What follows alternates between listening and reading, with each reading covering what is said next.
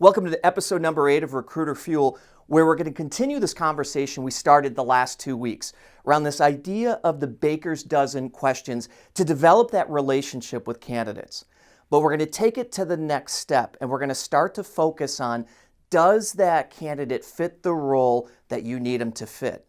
And we're going to look at what I call the core 4. And the core 4 around production is really made up of 4 different areas that we need to make sure we're asking the right questions about.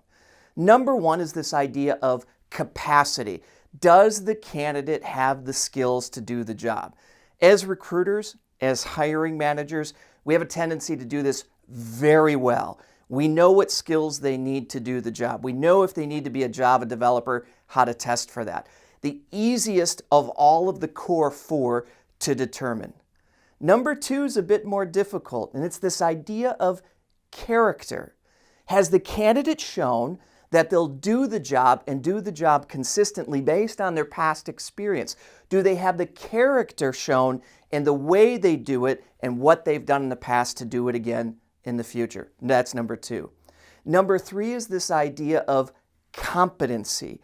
Do they have the competencies to do the specific job that you're recruiting them for in the first place?